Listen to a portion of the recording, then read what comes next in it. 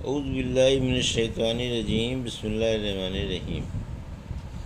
الحمد للہ رب العالمین والصلاة والسلام علی سید المرسلین و خاتم النبیین، اما بعد۔ صحیح بخاری، باب کتاب الحج، حدیث نمبر 1691۔ اردو ترجمہ۔ اس شخص کے بارے میں جو اپنے ساتھ قربانی کا جانور لے جائے۔ ہم سے یحییٰ بن بکیر نے بیان کیا، کہا ہم سے لیث بن سعد نے بیان کیا، ان سے عقیل نے، ان سے ابن شہاب نے، ان سے سالم بن عبداللہ نے کہ عبداللہ بن عمر رضی اللہ عنہ نے کہا کہ رسول اللہ صلی اللہ علیہ وسلم نے حجۃ الوداع میں تمتع کیا، یعنی عمرہ کر کے پھر حج کیا، اور آپ صلی اللہ علیہ وسلم ذی الحلیفہ سے اپنی قربانی لے گئے۔ آن صلی اللہ علیہ وسلم نے پہلے عمرے کے لیے احرام باندھا، پھر حج کے لیے لبیک پکارا۔ لوگوں نے بھی نبی کریم صلی اللہ علیہ وسلم کے ساتھ تمتع کیا، یعنی عمرہ کر کے حج کیا، لیکن بہت سے لوگ اپنے ساتھ قربانی کا جانور لے گئے تھے اور بہت سے نہیں لے گئے تھے۔ جو آن صلی اللہ علیہ وسلم مکے تشریف لائے تو لوگوں سے کہا کہ جو شخص قربانی ساتھ لایا ہو اس کے لیے حج پورا ہونے تک کوئی بھی ایسی چیز حلال نہیں ہو سکتی جسے اس نے اپنے اوپر احرام کی وجہ سے حرام کر لیا ہے۔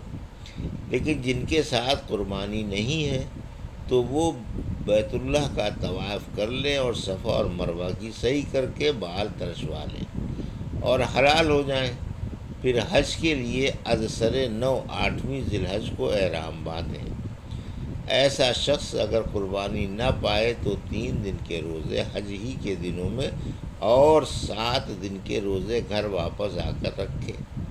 جب آن حضرت صلی اللہ علیہ وسلم مکے پہنچے تو سب سے پہلے آپ صلی اللہ علیہ وسلم نے طواف کیا، پھر حجر اسود کو بوسہ دیا۔ 3 چکروں میں آپ صلی اللہ علیہ وسلم نے رمل کیا اور باقی 4 میں معمولی رفتار سے چلے، پھر بیت اللہ کا طواف پورا کر کے مقام ابراہیم کے پاس 2 رکعت نماز پڑھی۔ سلام پھیر کر آپ صفا پہاڑی کی طرف آئے اور صفا اور مروہ کی سعی بھی 7 چکروں میں پوری کی۔ جن چیزوں کو احرام کی وجہ سے اپنے پر حرام کر لیا تھا ان سے اس وقت تک آپ صلی اللہ علیہ وسلم حلال نہیں ہوئے جب تک حج بھی پورا نہ کر لیا، اور یوں یوم النحر یعنی 10ویں ذی الحج میں قربانی کا جانور بھی ذبح نہ کر لیا۔ پھر آپ صلی اللہ علیہ وسلم مکے واپس آئے اور بیت اللہ کا جب طواف افاضہ کر لیا تو ہر 2 وہ چیز آپ کے لیے حلال ہو گئی جو احرام کی وجہ سے حرام تھی۔ جو لوگ اپنے ساتھ ہدی لے کر گئے تھے انہوں نے بھی اسی طرح کیا جیسے رسول اللہ صلی اللہ علیہ وسلم نے کیا تھا۔ حدیث نمبر 1692۔ اردو ترجمہ۔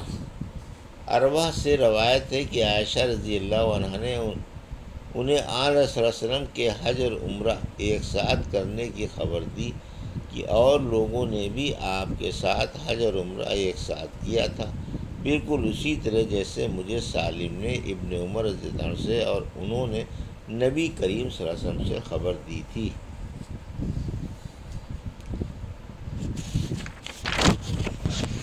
حدیث نمبر 1693۔ اس شخص کے بارے میں جس نے قربانی کا جانور راستے میں خریدا۔ ہم سے ابو النعمان نے بیان کیا، کہا ہم سے حماد نے بیان کیا، ان سے ایوب نے، ان سے نافع نے بیان کیا کہ عبید اللہ بن عبداللہ بن عمر رضی اللہ عنہ نے اپنے والد سے کہا جب وہ حج کے لیے نکل رہے تھے کہ آپ نہ جائیے کیونکہ میرا خیال ہے کہ بد امنی کی وجہ سے آپ کو بیت اللہ تک پہنچنے سے روک دیا جائے گا۔ انہوں نے فرمایا کہ پھر میں بھی وہی کام کروں گا جو ایسے موقع پر رسول اللہ صلی اللہ علیہ وسلم نے کیا تھا۔ اللہ تعالیٰ نے فرمایا ہے کہ تمہارے لیے رسول اللہ صلی اللہ علیہ وسلم کی زندگی بہترین نمونہ ہے۔ میں اب تمہیں گواہ بناتا ہوں کہ میں نے اپنے اوپر عمرہ واجب کر لیا ہے، چنانچہ آپ نے عمرے کا احرام باندھا۔ انہوں نے بیان کیا کہ پھر آپ نکلے اور جب بیضا پہنچے تو حج اور عمرہ دونوں کا احرام باندھ لیا، اور فرمایا کہ حج اور عمرہ دونوں تو ایک ہی ہے۔ اس کے بعد قدیہ پہنچ کر ہدی خریدی، پھر مکے آ کر دونوں کے لیے طواف کیا، اور درمیان میں نہیں بلکہ دونوں سے ایک ہی ساتھ حلال ہوئے۔ حدیث نمبر 1694 اور 695۔ اردو ترجمہ۔ جس نے ذوالحلیفہ میں اشعار کیا اور قلادہ پہنایا، پھر احرام باندھا۔ اور نافع نے کہا کہ حضرت عبداللہ بن عمر رضی اللہ عنہ جب مدینے سے قربانی کا جانور اپنے ساتھ لے کر جاتے تو ذوالحلیفہ سے اسے ہار پہنا دیتے اور اشعار کر دیتے، اس طرح کہ جب اونٹ اپنا منہ قبلے کی طرف کیے بیٹھا ہوتا تو اس کے دائنے کوہان میں نیزے سے زخم لگا دیتے۔ ہم سے احمد بن محمد نے بیان کیا، انہوں نے کہا کہ ہم کو عبداللہ نے خبر دی، انہوں نے کہا کہ ہم کو معمر نے خبر دی، انہیں زہری نے، انہیں عروہ بن زبیر نے، اور ان سے مسعود بن مخرمہ اور مروان نے بیان کیا کہ نبی کریم صلی اللہ علیہ وسلم مدینے تقریباً اپنے 1000 ساتھیوں کے ساتھ حج کے لیے نکلے۔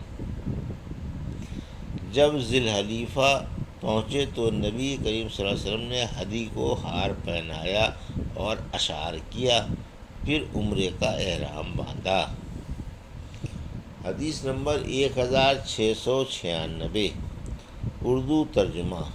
ہم سے ابو نعیم نے بیان کیا، کہا ہم سے افلاح نے بیان کیا، ان سے قاسم نے اور ان سے سیدہ عائشہ رضی اللہ عنہا نے کہ نبی کریم صلی اللہ علیہ وسلم کے قربانی کے جانوروں کے بارے میں اپنے ہاتھ سے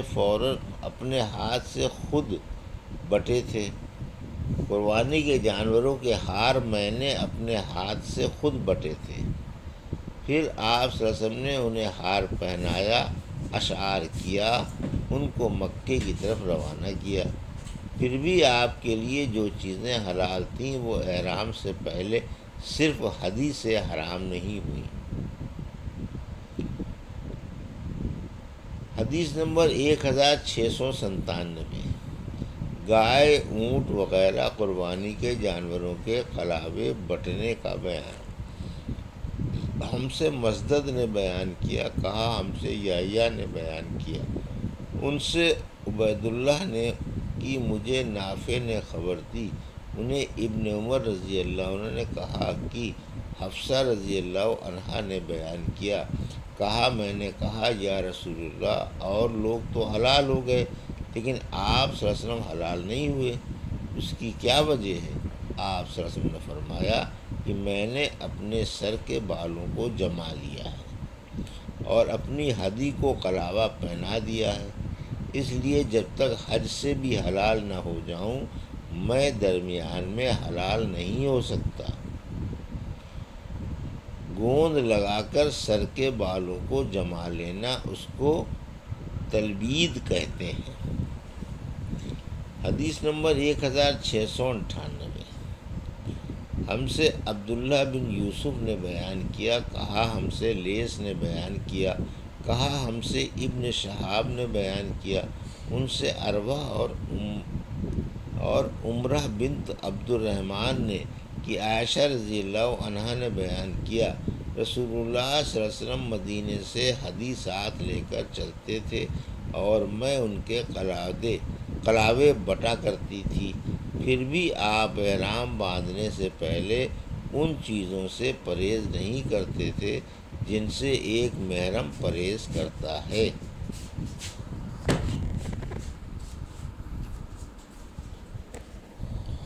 یہ تھی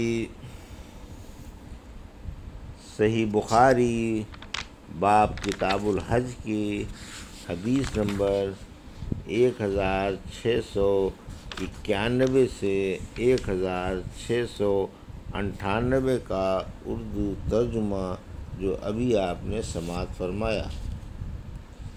اللہ سے دعا ہے کہ اللہ رب العزت ہمیں ان حدیثوں کی صحیح سمجھ عطا فرما اور ان پر عمل کرنے کی توفیق عطا فرما۔ آمین یا رب العالمین۔